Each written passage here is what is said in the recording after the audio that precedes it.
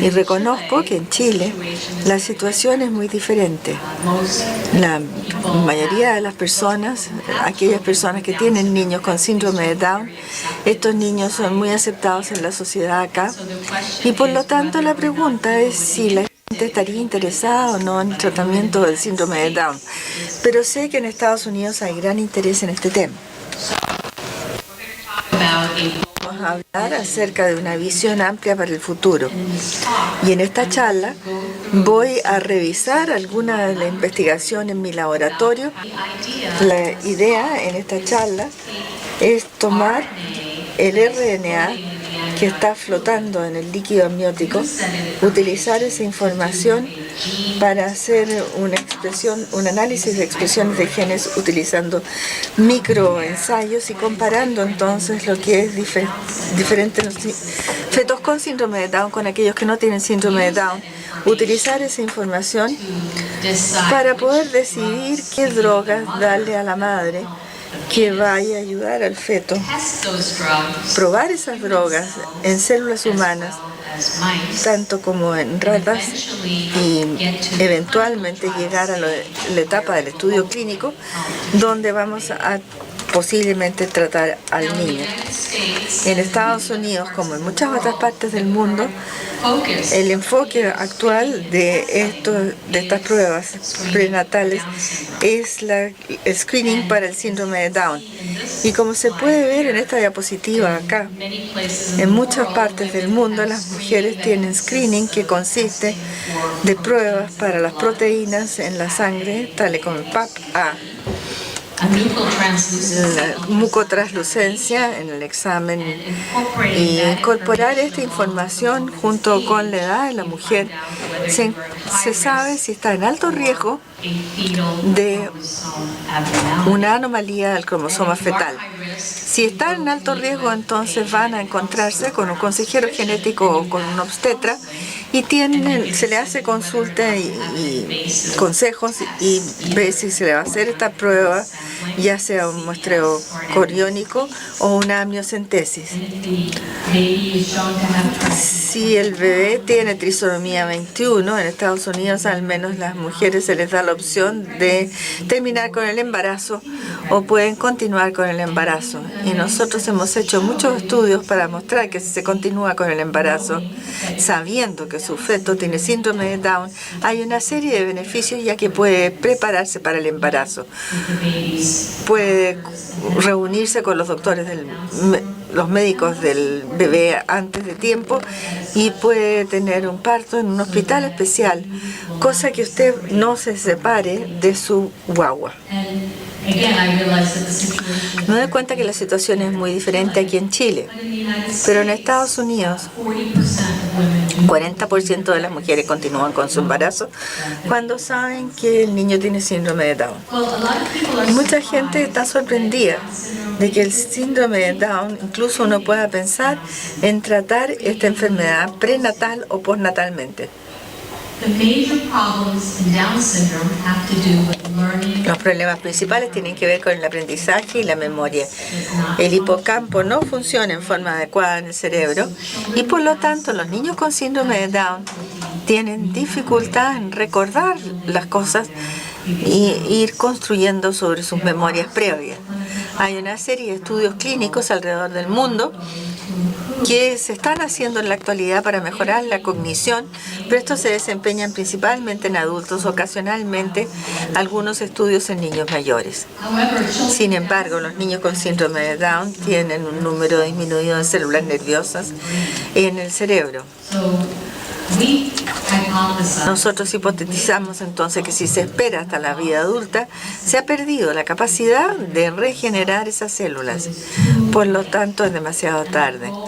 Y la meta es mejorar la neurocognición y habilidades independientes de la vida. No estamos cambiando la apariencia ni tampoco la personalidad de alguien con síndrome de Down, sino que estamos tratando de mejorar el crecimiento del cerebro para mejorar el aprendizaje y la memoria. Existen dos barreras en el tratamiento que yo me he dado cuenta como investigadora en este campo. Algunos padres de niños con síndrome de Down piensan que sus niños son perfectos, tal cual como son. y que no se necesita ningún tratamiento. Y yo respeto la opinión de esos padres y eso está bien. Nadie requiere que alguien tenga un tratamiento. Sin embargo, la meta nuevamente es habilidad de la vida independiente y se piensa que si se aumenta el coeficiente intelectual por 10 puntos se va a poder lograr esto.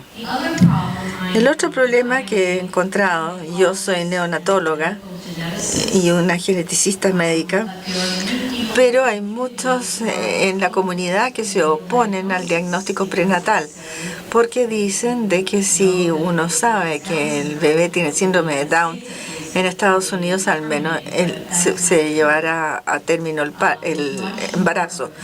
Es mucho más una comunidad que está enfocada en el tratamiento de niños mayores porque ya tienen niños con síndrome de Down y quieren que sus niños se traten. Sin embargo, nuevamente estamos tratando de tener una visión futura para poder decir cómo podemos mejorar nosotros el síndrome de Down y que no siga. Esto lo he recibido en un correo electrónico, es un mensaje a una persona que tiene un niño con síndrome de Down. Y dice, tenemos una preocupación muy especial con los avances que se están llevando a cabo en los exámenes prenatales, porque las consecuencias a la fecha para aquellos concebidos con trisomía 21 no han sido del todo positivas. Estamos muy interesados en reemplazar la amenaza de este diagnóstico prenatal con una oportunidad para el tratamiento. Brevemente voy a describirles a ustedes qué es lo que hemos estado haciendo en los últimos 8 años en nuestro laboratorio y hemos estado utilizando RNA de flotación libre en el líquido amniótico, libre de células.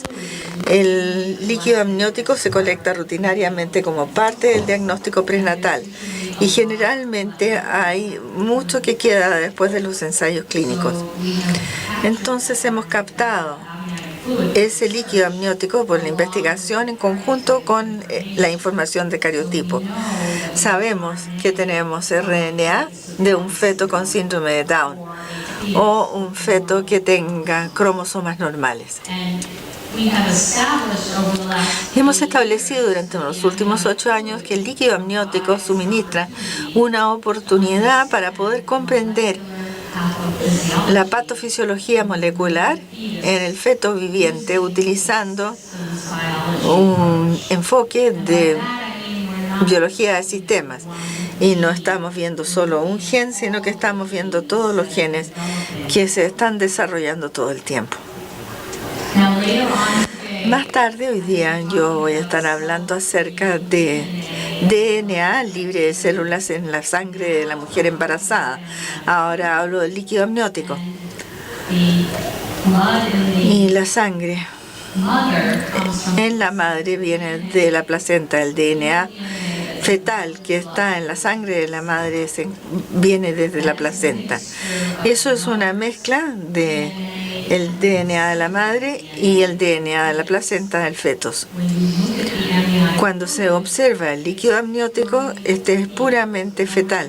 Entonces no tenemos que preocuparnos de la madre. Comparado con el ácido nucleico circulante en la sangre de la madre, el ácido nucleico en el líquido amniótico está en contacto directo con el feto.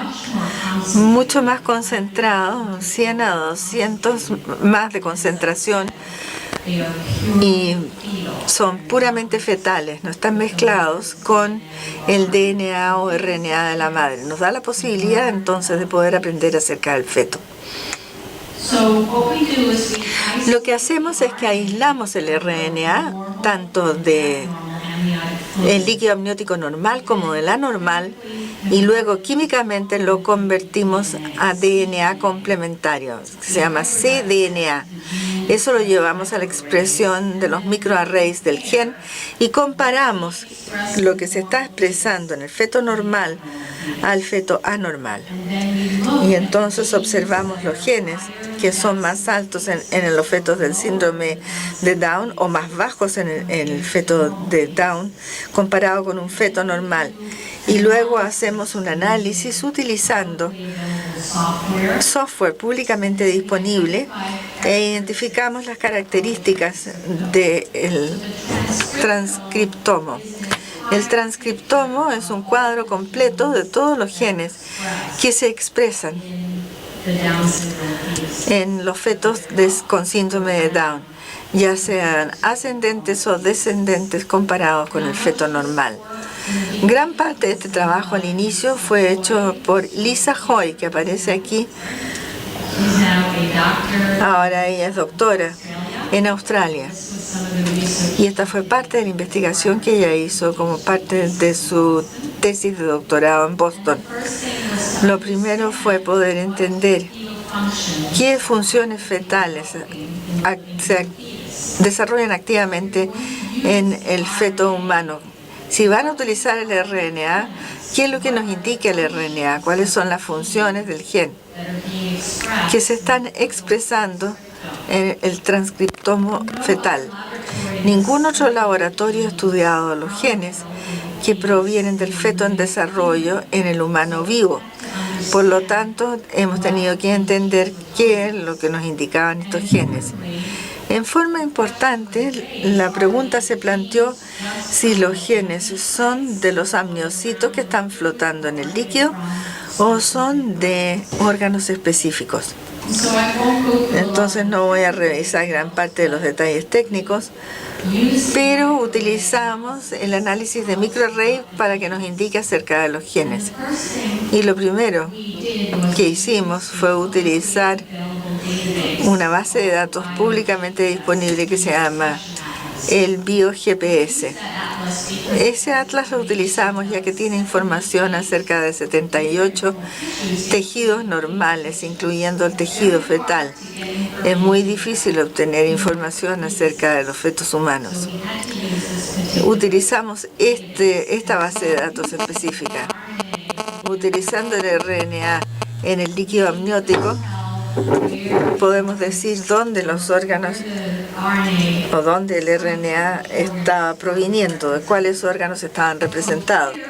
Y aquí entonces a la izquierda tenemos un gen que se expresa en todos los órganos, se llama el GAPDH. Vemos muchos GAPDH en el líquido amniótico.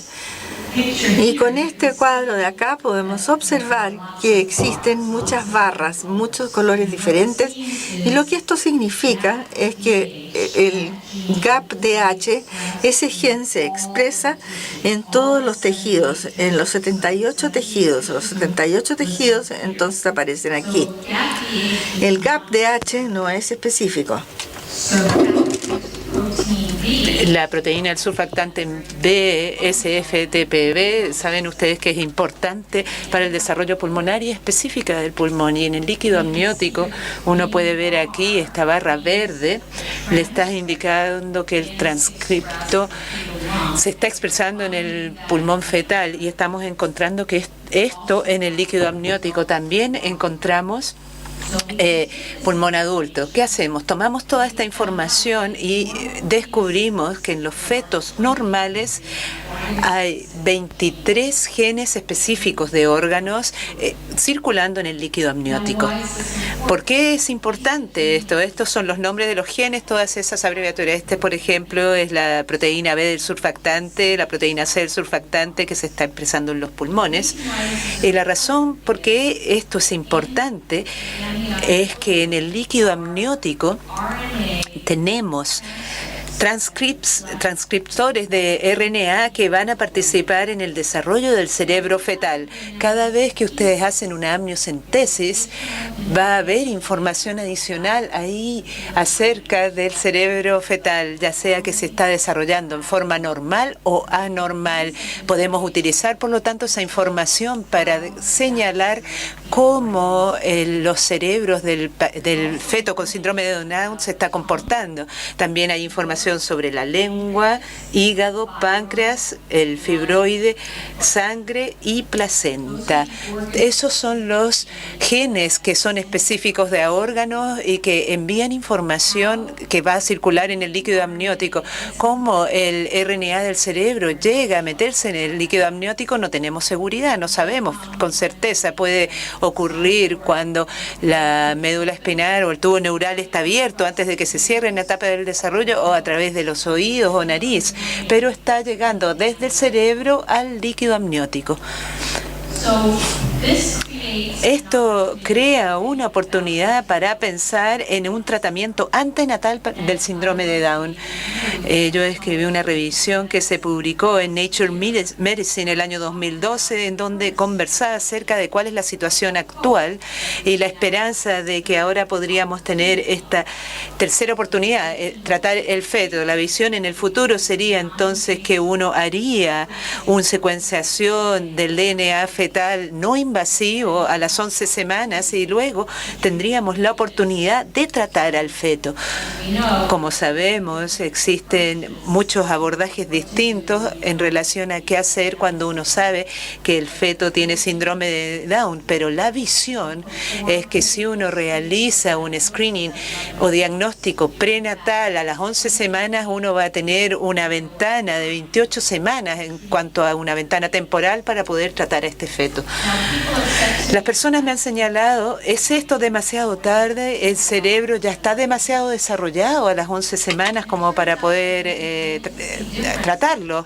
Y uno empieza a observar diferencias. Ahora, arriba a la derecha, una imagen 3D de un feto con síndrome de Down.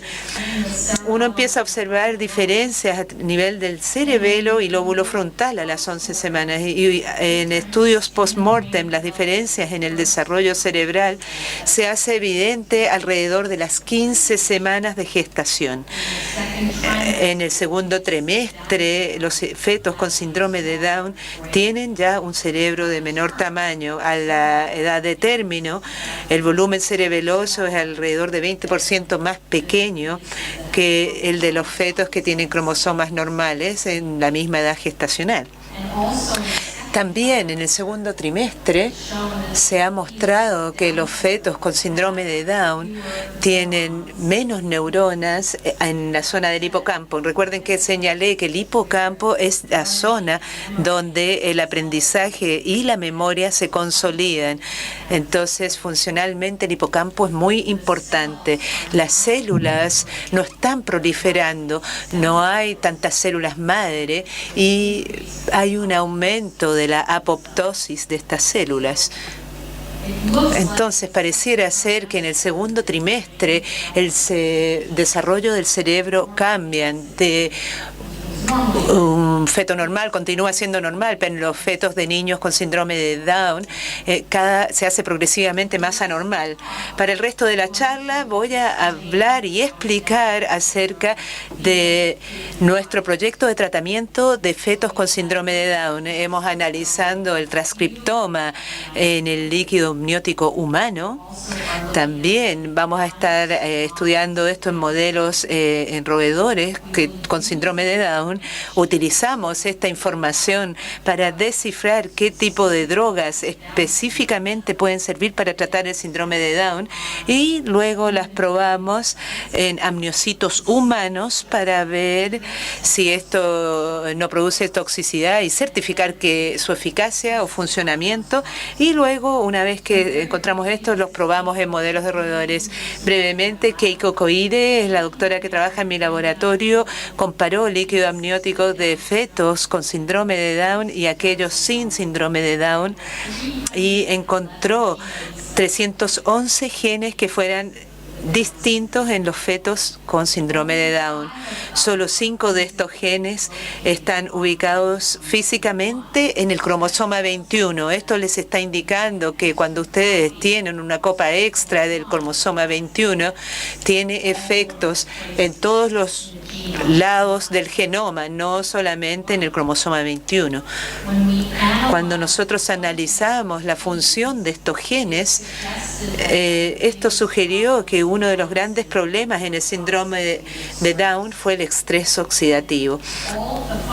todas las funciones relacionadas a distintos aspectos del estrés oxidativo, es decir, había más especies reactivas de oxígeno, había una respuesta al estrés celular, etcétera. Todo eso estaba sobreexpresado y había otras publicaciones que no han utilizado el análisis de biología de sistemas que han identificado el estrés oxidativo en aquellos fetos con síndrome de Down. Ese se convirtió en nuestro objetivo. Queríamos tratar el estrés oxidativo y nuestra hipótesis es que el tratamiento del estrés oxidativo en útero mejoraría la neurogénesis y la morfogénesis cerebral, el desarrollo del cerebro en un momento cuando es importante, cuando el cerebro está en desarrollo activo. Si uno no permite que estas células madres que están desarrollándose se pierden definitivamente. Por eso esperar a tratar a los adultos es demasiado tarde. Existe otro programa que se desarrolló en Boston, en MIT, que se llama el mapa de conectividad, CMAP. Se puede colocar una lista de genes en este mapa de conectividad y esto le entrega información acerca de moléculas seguras que van a revertir ese patrón. El mapa de conectividad, por lo tanto, nos puede señalar cuáles son las drogas aprobadas por la FDA norteamericana y que son seguras para administrar a una mujer embarazada y así tratar un feto con síndrome de Down. Entonces subimos la lista de los genes que se regularon diferencialmente, identificamos las drogas que revierten este fenotipo y que tenían un perfil de seguridad para tratar a la mujer embarazada. ¿Cuál es la primera droga? Y esta es la única droga que hemos probado hasta ahora. Es un muy buen candidato, se llama apigenin.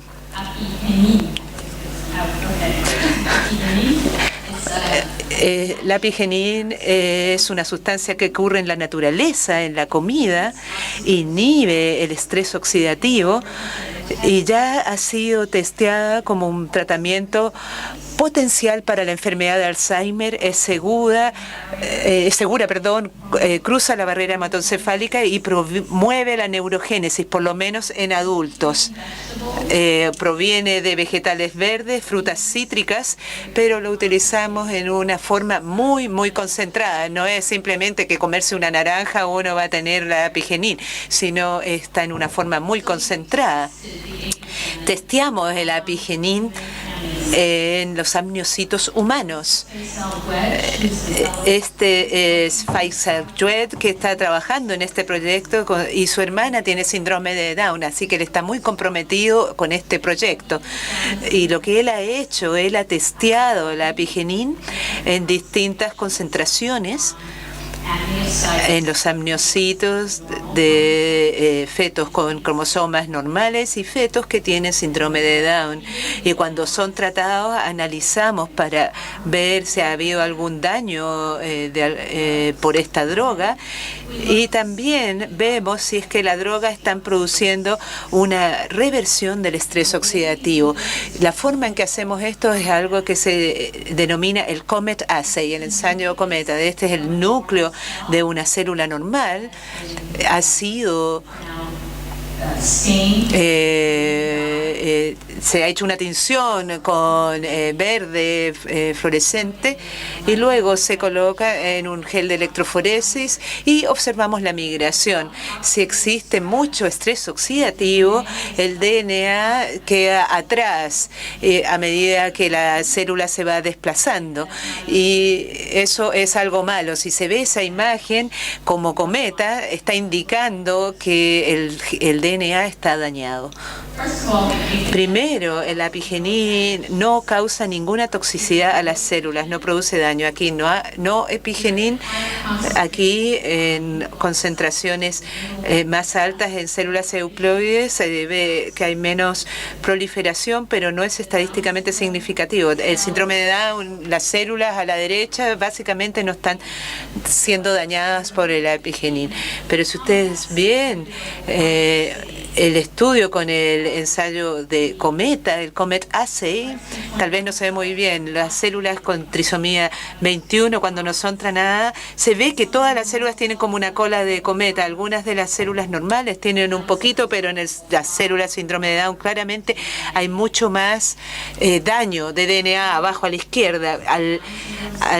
Al contrario, cuando se tratan las células del feto con síndrome de Down, esa cola de cometa desaparece prácticamente. Entonces, claramente revierte el estrés oxidativo.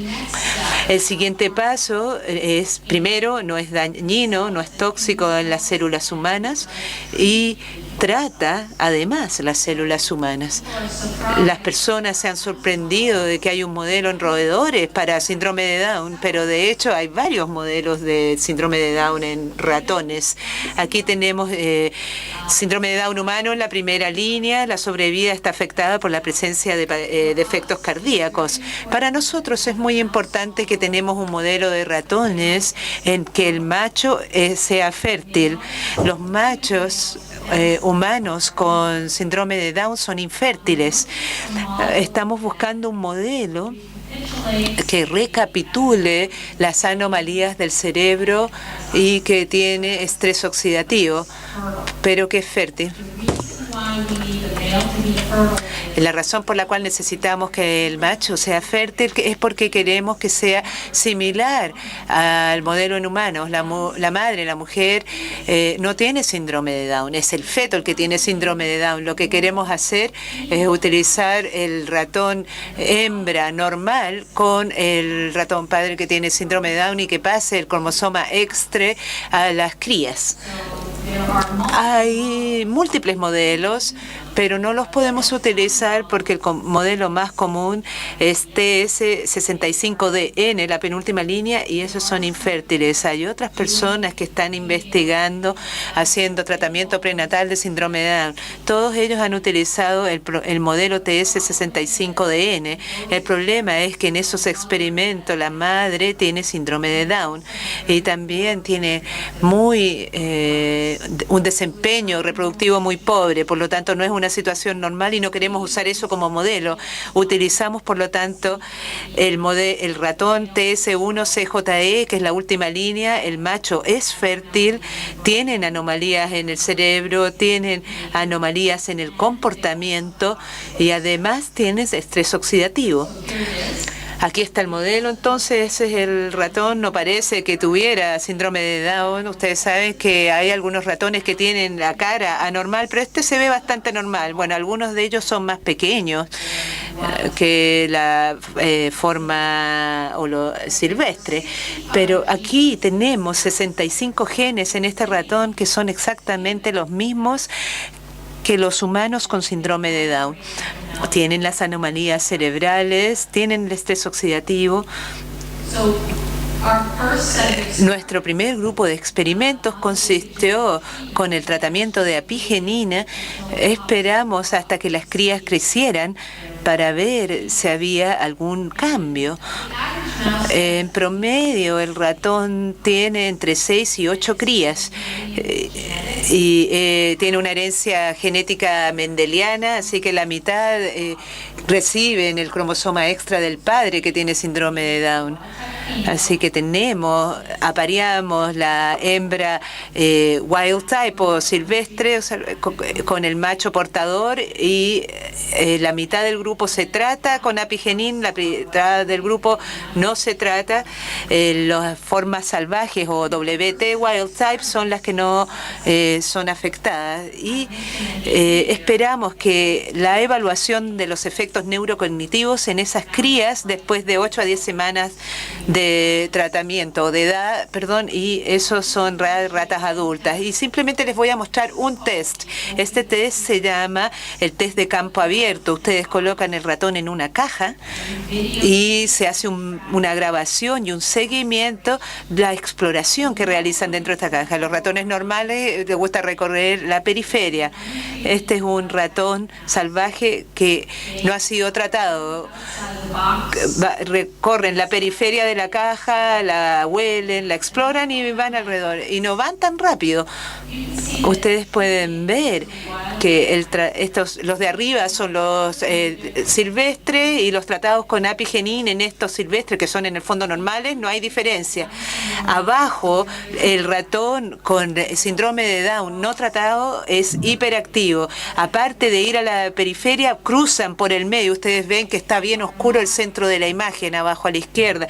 No exploran con un propósito. Cuando reciben el tratamiento con apigenin, básicamente se asemejan al ratón normal. Y esto ya ha sido hecho con pequeños números, pero ya es estadísticamente significativo. Sabemos que el apigenin, cuando se le da a las madres embarazadas prenatalmente, reciben esto completamente desde el momento de la concepción en adelante. Pero eso resulta en un tratamiento que dura hasta la vida adulta. Lo hemos visto con el Open Field, lo hemos visto también con otro que se llama el FEAR, donde uno le da un shock a la laucha. Los con síndrome de Down no lo recuerdan, por lo tanto no se congelan cuando se colocan dentro de la misma situación. Cuando uno los trata, apropiadamente recuerdan de que han estado en una situación llena de estrés y se congelan. Sabemos que tenemos evidencia definitiva de dos normas distintas de comportamiento para las ratas. La próxima pregunta es: no quisimos esperar 8 a 10 semanas. Necesitamos saber si estas anomalías se encuentran presentes en el cerebro embriónico de la rata, porque queremos tratar prenatalmente. Se puede tratar postnatalmente, pero estamos viendo el punto de que tenemos esta ventana de oportunidades muy importante en el feto. Esta es una de nuestras madres de tipo silvestre o bravío con sus crías, algunas que han sido tratadas y otras que no han sido tratadas. Necesitamos acortar el intervalo de tratamiento por una serie de razones. En parte porque es muy caro tratar todas estas ratitas por un periodo tan largo de tiempo. Y para hacer una larga historia corta, si se analiza el tejido cerebral de la rata adulta y de la fetal, esto es el día 15 de la vida embriónica, estas ratas tienen 19 días de gestación, más o menos. Hay una serie de anomalías en el cerebro fetal de lo que uno se observa en el cerebro adulto. Esto es baseline. Sabemos que tenemos un objetivo excelente para poder tratar prenatalmente. Hemos hecho un análisis funcional de estos cerebros embriónicos y también hemos visto el estrés oxidativo en el modelo de la rata del cerebro fetal. Sabemos que podemos hacer esto y lo próximo que estamos haciendo entonces es, no tengo los datos aún porque no han sido analizados, pero estamos probando neonatos. Hay diferentes pruebas de comportamiento que se pueden hacer en los neonatales, como por ejemplo las ratitas con síndrome de Down no tienen el tono muscular después que uno las ha dado vuelta. Estamos probando ahora las ratas tratadas para ver si se pueden dar vuelta más rápidamente. En conclusión, el estrés oxidativo es la anomalía funcional fetal mayor en trisonomía 21 humano. Hemos probado la apigenina, donde se reversa la expresión, y cuando probamos estas moléculas tales como la apigenina en vitro y en vivo, demostramos de que no hay un efecto tóxico sobre la proliferación de las células humanas, y esto es algo bueno. También mostramos con la prueba COMET que hay una reducción del estrés oxidativo que muestra que la droga funciona, y hemos mostrado también que hay una mejora en este comportamiento exploratorio en las ratas con síndrome de Down. pretratadas. El tratamiento de las ratitas fetales y neonatales es importante. No tengo eso, está haciéndose en la actualidad, no tengo esos datos para mostrarles hoy día. Tenemos una serie de pasos cuando vamos por el camino tratando de acercarnos a esto en una forma muy sistemática, detallada, en forma racional, para poder entregar una droga segura a las mujeres embarazadas. La meta futura es un estudio clínico humano donde habrá un diagnóstico prenatal del síndrome de Down. Tan pronto como ese diagnóstico se haga, a la mujer se le ofrecerá la oportunidad de unirse a este estudio clínico, tomarse la droga por el resto de su embarazo para el beneficio del feto, y luego, como compartí antes, la meta se mejora el neuroconocimiento y las habilidades independientes de vida. Si yo hubiera dado esta charla hace 5 años atrás, la gente hubiera pensado que yo estaba completamente loca. Pero hay tanta investigación que se está haciendo en la actualidad en el tratamiento de algunos de estos trastornos genéticos neurológicos que realmente es sorprendente. Es una época realmente entusiasmante ser parte de este campo. He trabajado en el screening y el diagnóstico prenatal por muchos años, pero finalmente la esperanza es poder ofrecer una terapia. Con esto les quiero agradecer su atención y me puedo contestar algunas preguntas.